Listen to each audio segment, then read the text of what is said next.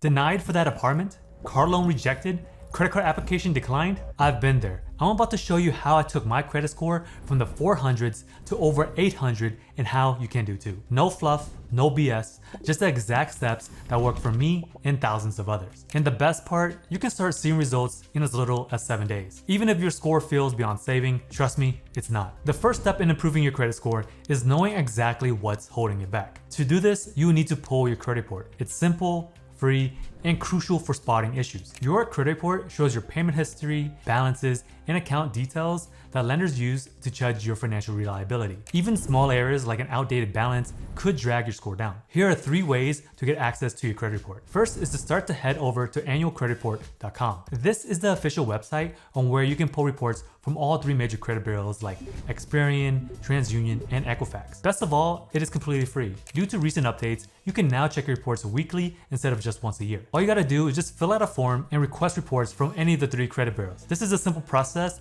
that should take no longer than a couple of minutes. This saves you from creating separate accounts with each one of the credit bureaus. Another option is using the Credit Karma app, one of the most popular free credit monitoring tools. While it is less detailed than what you get from annualcreditreport.com, it is great for regular monitoring of your credit score and activity. So here's how you access your credit report in Credit Karma. Click on the credit tab, scroll down and click View Full Credit Report. This gives you a quick overview of your TransUnion and Equifax reports. Now, if you're serious about improving your credit, consider investing in services like MyFICO. This provides more in-depth insights, alerts, and tracking, which can be especially helpful if you're actively working to repair your credit. MyFICO is particularly useful because it gives you accurate FICO scores directly from the source. It also provides multiple score versions tailored to your specific needs, whether you are applying for a credit card, buying a car, or just getting a mortgage. You will see exactly what lenders see. But as a fair warning, there are many credit reporting websites out there, so just stick to the resources I listed since they're gonna be the best ones available. Now that you have your report, it is time to dive in and pinpoint what's holding your score back. From errors to negative marks, I will show you exactly how you can tackle them. And even one small fix can boost your score anywhere between 20 to 100 points. So step 2 is to fix negative marks. Negative marks like late payments, collections, and bankruptcies are anchors that are holding your credit score down. Fixing these is going to be one of the fastest ways to see notable improvements. You want to start by reviewing your credit reports for mistakes. Errors on credit reports are more common than you might think. Roughly 1 in 5 Americans have incorrect information on their report. So here's what to look for. First is your personal information. Check for errors in your name, address, or phone number. Multiple or outdated addresses can make you seem unstable to lenders. Next is account status. Look for mistakes like closed accounts reported as open, late payments that you made on time, or duplicate debts listed under different names. Another thing to watch out for is your account details. You want to double check the balances and credit limits. Even small inaccuracies here can affect your credit utilization ratio, which is a major factor in your score. For example, I once found a dealership that has shotgunned my credit, multiple inquiries without my permission. After disputing them, my score jumped 20 points almost overnight. So once you have identified the errors, it is time to dispute them. The Fair Credit Reporting Act, also known as the FCRA, gives you the right to challenge inaccurate or incomplete information. Here are your options. So the first one is to submit a dispute online. Most credit bureaus let you dispute errors directly through their website. You can provide supporting documentation like proof of payment or account statements just to strengthen your case. Now, just keep in mind that filling online may limit some of your rights because you must agree to the bureau's terms and conditions. For a more formal approach, you can send a dispute letter to the credit bureau reporting the error. Be specific about the issue and just let the bureaus investigate the problem. This method protects your rights under the FCRA and often leads to better results. If you are unsure about how to write a dispute letter, there are plenty of templates online, or you could just use credit repair software to simplify the process. Not just because I have one, but it just makes the process a whole lot easier. Here's why. All you need to do is link a 3-bureau credit report, and the software will automatically pinpoint every inaccurate item and generate a personalized dispute letter based on your specific situation. It even allows you to send the letters online, where you can print them and mail them out yourself to save money. You don't need to be an expert to fix your credit. This approach makes the process fast, easy, and effective. Whether you use software or write your own letters, just remember that the FCRA requires credit bureaus to investigate disputes within 30 days. If they can't verify the information, then they have to remove it. Fixing even one error can be the difference between paying $400 or $700 on your next car loan. But not all negative marks are errors. If information on your credit report is active, here's what you can do. First is to negotiate with creditors. Start by offering to settle for around 25 to 50% of the debt amount. Collection agencies often buy debt for pennies on a dollar, so they are open to negotiation. However, there are only a few situations where paying a collection agency makes sense. First is if you're being served by the court and you have no choice. Second is if you need to clear collections to qualify for a mortgage. Or third, the agency agrees to a pay for delete deal, meaning that they will remove the collection once they're paid. Now, if you have late payments, you can consider reaching out to the creditor with a goodwill letter or an adjustment request. So explain your situation and request a one-time courtesy removal. This works best if it's your first offense or if you've been a loyal customer. I had a client that had a 30-day late payment removed after sending a goodwill letter. Their score increased by 60 points just in a month. One of the biggest mistakes when people are repairing their credit is simply just giving up too soon. It's not uncommon for credit bureaus to reject your first round of disputes, so if that happens, just don't stop. You have to keep pushing. The squeaky wheel gets the oil, so treat your disputes with the same persistence and follow up regularly. So here's what I did to stay organized. First is to keep a clear record of your communications with the credit bureaus and creditors. Next is to track which items you disputed and when. And third is to document your responses that you receive and plan your next steps accordingly. When I started repairing my credit, I was overwhelmed, but by staying organized and persistent, I finally saw results. Even small wins add up, so just don't give up. All right, now that we've been working cleaning up our negative marks, let's talk about the fastest way to boost your score. I'm talking about something that could raise your score by 50 or more points in as little as 30 days. What I'm talking about is managing your credit utilization. Simply put, it is just a percentage of your total available credit on what you're currently using. For example, if you have a $10,000 credit limit across all of your cards and you're carrying a $3,000 balance, your utilization is 30%. Higher utilization tells lenders that you might be overextended financially, which makes you look riskier. Ideally, you want to keep your utilization below 30%, but if you're looking to maximize your score, aim for under 10. Here are 5 ways to lower your utilization. The simplest and most direct way is to pay off your credit card. Easier said than done, I know, but it is the surest way to see an instant boost to your credit score. There are 2 popular methods to tackle credit card debt. First is the snowball method. So you focus on paying off the card with the smallest balance first, then move on to the next smallest balance. Next is the avalanche method. So you start off with the card with the highest interest rate, then work your way down. Both strategies work, so it's just finding one that motivates you the most. The second way to lower your utilization is by paying a credit card bill the right way. Timing is everything when it comes to payments. Most people pay their bills by just paying on the due date, which is great for avoiding late fees, but that really doesn't help with your utilization. So you want to focus on the statement closing date instead. Now, here's why. After the statement closing date, your balance is reported to the credit bureaus. If your balance is high on that date, it will negatively impact your score, even if you pay it in full by the due date. For example, if your card has a $1,000 limit and your balance is $700 when the statement closes, that's a 70% utilization rate, even if you pay it off the next day. As a pro tip, pay down as much as your balance as you possibly can before the statement closing date. Then feel free to use the card again afterwards. Third is by adding payments mid-cycle. If you can't pay off your balance before the statement closing date, then no problem. Just make multiple payments throughout the month to keep your balance low. Weekly or bi-weekly payments not only help with your utilization, but it also makes your bills easier to manage. Another way to lower your utilization is just to increase your available credit. For example, if you owe $3,000 on a $10,000 limit, your utilization is 30%. But if your limit increases to $15,000, your utilization drops down to 20% without paying a cent more. Some credit card issuers perform a hard inquiry when you request for a limit increase, which could temporarily impact your score. I would suggest just calling your issuer to ask if they use a hard or soft pull before making a request. Fifth is to consolidate debt. As your credit score improves, you may qualify for a debt consolidation loan. These loans allow you to pay off credit card debt and lower your utilization. Here's why this works. Credit cards are revolving debt, which has a heavier impact on your utilization. Debt consolidation loans are installment debt, which doesn't affect your utilization the same way. As a bonus, installment loans often come with lower interest rates,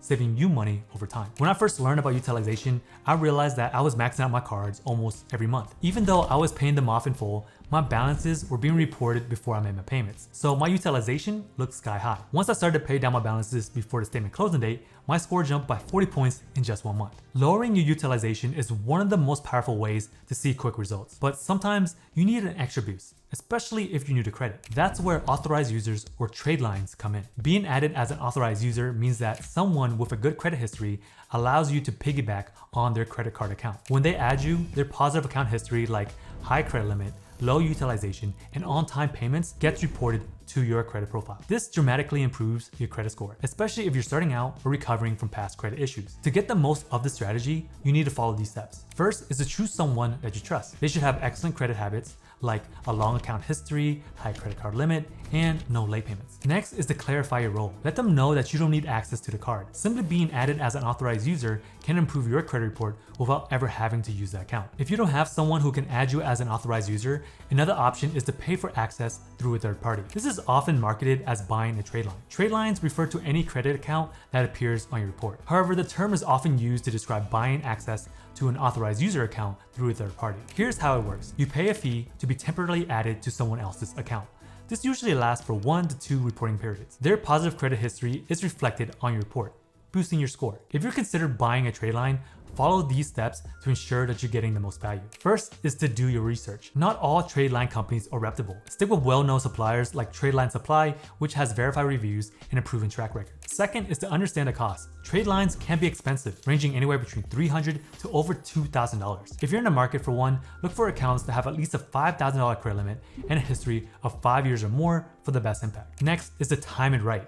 Trade lines work best when timed correctly. If you're preparing for a major application like a mortgage or an auto loan, aim to add a trade line 1 to 2 months in advance. Keep in mind that the boost is temporary, usually lasting just a few months, and afterwards the effect will lessen. As a fair warning, authorized user trade lines are most effective if your credit report is relatively clean. If you have multiple negative marks, their impact will be limited. Now, as a case study, one of my clients was in the 600s with a relatively young credit profile. She was recovering from a bankruptcy and had a delinquent account about 6 years ago. She purchased one trade line with a $5,000 limit and 5-year history. The result, her score jumped by 50 points, which was enough to qualify her for more lines of credit. While authorized users and trade lines can give your score a quick boost, they don't hold as much weight as your primary accounts. Now, here's the good news. Financial tech companies has made it easier than ever to build your primary accounts. Some companies that I often recommend are Kovo, Kickoff, and Credit Strong. These companies offer revolving accounts similar to credit cards and credit builder loans, which helps diversify your credit profile and strengthen your report over time. Authorized users and trade lines can boost your score temporarily,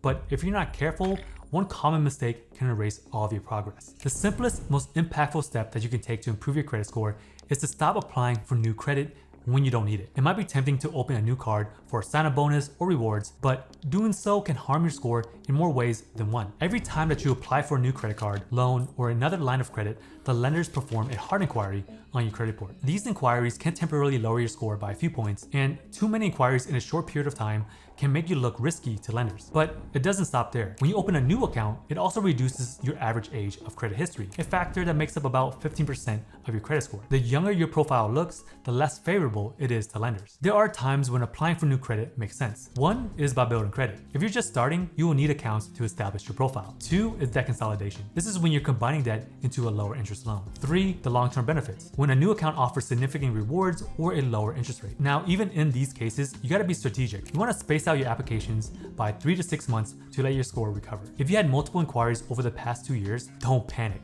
Hard inquiries automatically fall off your report after 24 months, and they have the most impact in the first 12 months. Also, if you have an inquiry that was made in error, you can dispute it with the credit bureau to have it removed. Now, if you are rate shopping for a mortgage or a car loan, inquiries made within a short window, usually between 14 and 45 days, count as one single inquiry for scoring purposes. By avoiding unnecessary credit applications, you're protecting 2 important factors: the age of your credit and the number of hard inquiries on your report. But what if your goal isn't just to improve your score, but to achieve the perfect 850? Let's talk about the strategies that will take you to the top. Reaching the perfect credit score of 850 might seem impossible, but with the right strategies, it is totally achievable. It takes time, discipline, and consistency, but the payoff is worth it, whether it is the best interest rates, higher limits, or elite credit card perks. So here are 5 key strategies to get you there. First is by maintaining a perfect payment history. Payment history is the single most important factor in your credit score, making up 35%. To hit 850, you must have a flawless payment record. This means no missed or late payments ever. Set up autopay on all of your accounts to ensure payments are never missed. Even one late payment can take years to recover from, so this step is non-negotiable. Second is to keep your credit report clean. To achieve 850, your credit report must be free of any negatives. This means no late payments, no collections, no bankruptcies, nothing. Regularly monitor your reports to catch and address any issues before they become worse. 3 is to keep your utilization between 1 and 6%. Earlier, I recommended keeping your utilization under 10%, but for those who are striving for perfection, aim for 1 to 6. This demonstrates to lenders that you can use credit responsibly while keeping your balances low. Maintaining this range consistently can be challenging, but it is a key factor for those looking to reach the top tier. 4 is to let your credit age. The average age of your accounts is another major factor. The longer your credit history, the better. You want to keep your oldest accounts open, even if you rarely ever use them, aiming for an average age of accounts of at least 4 years. I've made this mistake of closing my first credit card years ago, not realizing that it would lower my available credit and shorten my credit age. Now, I recommend using older cards for small purchases occasionally just to keep them active. 5 is to diversify your credit mix. To hit 850, you need a balanced mix of credit types. This means having revolving credit. So aim for around 2 to 3 credit cards